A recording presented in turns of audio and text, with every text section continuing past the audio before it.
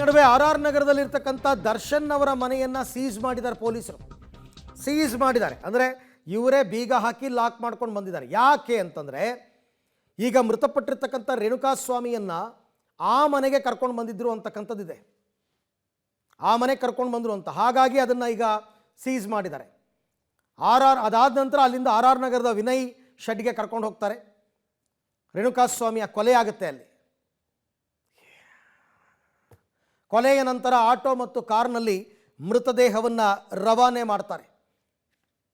ಅಲ್ಲಿಂದ ಬಡ್ಡಿ ಕಟ್ಟೋಕ್ಕಾಗದೆ ವಿನಯ್ ವಶಕ್ಕೆ ಪಡೆದುಕೊಂಡಿದ್ದ ಆಟೋ ಅದು. ಅಂದರೆ ಆತ ಏನೋ ಬಡ್ಡಿ ಬಿಸ್ನೆಸ್ ಮಾಡ್ತಾ ಇದ್ದ, ಯಾವನೋ ಕಟ್ಟಿಲ್ಲ ಅಂತ ಆಟೋ ತಂದು ನಿಲ್ಲಿಸ್ಕೊಂಡಿದ್ದ. ಅದೇ ಆಟೋದಲ್ಲೇ ತಗೊಂಡು ಹೋಗ್ತಾರೆ. ವಿನಯ್ ಶೆಡ್ನಲ್ಲಿದ್ದ ಆಟೋ ಮತ್ತು ಸ್ಕಾರ್ಪಿಯೋ ಕಾರ್ನಲ್ಲಿ ಶವವನ್ನು ಶೆಡ್ಡಿಂದ ಮುಂದಕ್ಕೆ ರವಾನೆ ಮಾಡಿದ್ದಾರೆ ಅನ್ನೋ ಮಾಹಿತಿ ಕೂಡ ಈಗ ಸದ್ಯಕ್ಕೆ ಲಭ್ಯವಾಗ್ತಾ ಇದೆ. ಆರ್ ನಗರದ ವಿನಯ್ ಶೆಡ್ನಲ್ಲಿ ರೇಣುಕಾಸ್ವಾಮಿಯ ಕೊಲೆ ಆಗುತ್ತೆ. ಹಲ್ಲೆ ಮತ್ತು ಕೊಲೆ ಕಾಮಾಕ್ಷಿಪಾಳ್ಯದ ಗೌಡೂರಿನಲ್ಲಿ ಕೂಡಿಟ್ಟು ಹಲ್ಲೆ ಮತ್ತು ಮರ್ಡರ್ ಆಗಿದೆ. ಸ್ವಾಮಿ ಹತ್ಯೆ ಪ್ರಕರಣದಲ್ಲಿ ಈಗಾಗಲೇ ಬಂಧನ ಆಗಿರುವಂತಹ ದರ್ಶನ್ ಅವರನ್ನ ವಿಚಾರಣೆಯನ್ನ ಪೊಲೀಸರು ಮಾಡ್ತಾ ಇದ್ದಾರೆ. ಜೊತೆಗೆ ಅವರ ಸ್ನೇಹಿತೆ ಪವಿತ್ರ ಗೌಡ ಅವರನ್ನು ಕೂಡ ಅನ್ನಪೂರ್ಣೇಶ್ವರಿ ನಗರ ಪೊಲೀಸ್ ಠಾಣೆಯಲ್ಲಿ ಇಟ್ಕೊಂಡು ವಿಚಾರಣೆಯನ್ನ ಮಾಡ್ತಾ ಇರುವಂಥದ್ದು. ಅದರ ಬೆನ್ನಲ್ಲೇ ದರ್ಶನ್ ಅವರ ಮನೆ ಅಂದ್ರೆ ಆರ್ ನಗರದಲ್ಲಿರುವಂತಹ ಮನೆ ಏನಿದೆ, ಮನೆಯ ಸುತ್ತ ಈಗ ಪೊಲೀಸ್ ಬಂದೋಬಸ್ತನ್ನು ಕೂಡ ಮಾಡ್ಕೊಂಡಿದ್ದಾರೆ. ಯಾಕೆಂದ್ರೆ ಆ ಮನೆಗೆ ಹೋಗುವಂತ ಸಂಪರ್ಕ ಕಲ್ಪಿಸುವಂತ ದಾರಿ ಏನಿದೆ, ದಾರಿಯನ್ನ ಈಗಾಗಲೇ ಕ್ಲೋಸ್ ಅನ್ನ ಮಾಡ್ಕೊಂಡಿರುವಂಥದ್ದು.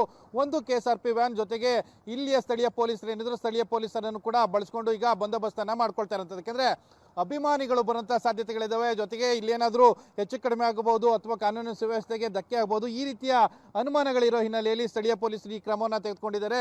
ಜೊತೆಗೆ ಈ ರಸ್ತೆಗೆ ಯಾರು ಕೂಡ ಓಡಾಡಬಾರ್ದು ಅಂದ್ರೆ, ಈಗ ನೀವು ನೋಡ್ತಾ ಇರೋಂಥದ್ದು ದೂರದಲ್ಲಿ ಆ ದರ್ಶನ್ ಅವರ ಮನೆ ಇದು.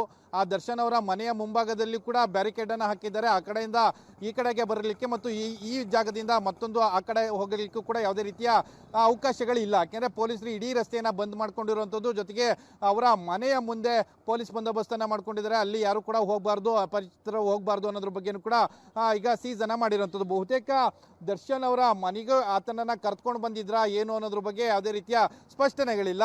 ಆ ಹಿನ್ನೆಲೆಯಲ್ಲಿ ಆತನ ರೇಣುಕಾಸ್ವಾಮಿಯನ್ನ ಶೆಡ್ಗೆ ತೆಗೆದುಕೊಂಡು ಹೋಗೋದಕ್ಕಿಂತ ಮುಂಚೆ ಈ ಮನೆಗೆ ಕರ್ತ್ಕೊಂಡು ಬಂದಿದ್ರ ಏನು ಅನ್ನೋದ್ರ ಬಗ್ಗೆ ಕೂಡ ತಿಳ್ಕೊಳ್ಳೋ ಪ್ರಯತ್ನಗಳನ್ನ ಪೊಲೀಸರು ಕೂಡ ಮಾಡ್ತಾ ಇರುವಂಥದ್ದು.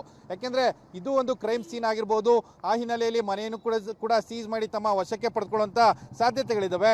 ಅಲ್ಲಿಗೆ ಏನಾದರೂ CCTV ಫುಟೇಜಸ್ಗಳು ಇದೆಲ್ಲದು ಇದೆಯಾ ಅನ್ನೋದ್ರ ಬಗ್ಗೆ ಕೂಡ ತಿಳ್ಕೊಳ್ಳೋ ಒಂದು ಪ್ರಯತ್ನಗಳನ್ನ ಮಾಡ್ತಾ ಇರುವಂಥದ್ದು. ಇನ್ನು ಈ ಘಟನೆ ಆದ ಬಳಿಕ ಒಂದಷ್ಟು ಜನ ಕುತೂಹಲದಿಂದನೇ ದರ್ಶನ್ ಅವರ ಮನೆ ಕಡೆ ಬಂದು ನೋಡ್ತಾ ಇರೋಂಥದ್ದು. ಕುತೂಹಲದಿಂದ ಏನಿದೆ ಪರಿಸ್ಥಿತಿ, ಜೊತೆಗೆ ದರ್ಶನ್ ಅವರ ಪಾತ್ರ ಏನು, ಇದೆಲ್ಲದ್ರ ಬಗ್ಗೆ ಕೂಡ ತಿಳ್ಕೊಳ್ಳೋ ಒಂದು ಕುತೂಹಲದಲ್ಲಿ ಈಗ ಸಾಕಷ್ಟು ಜನ ಬಂದಿದ್ದಾರೆ.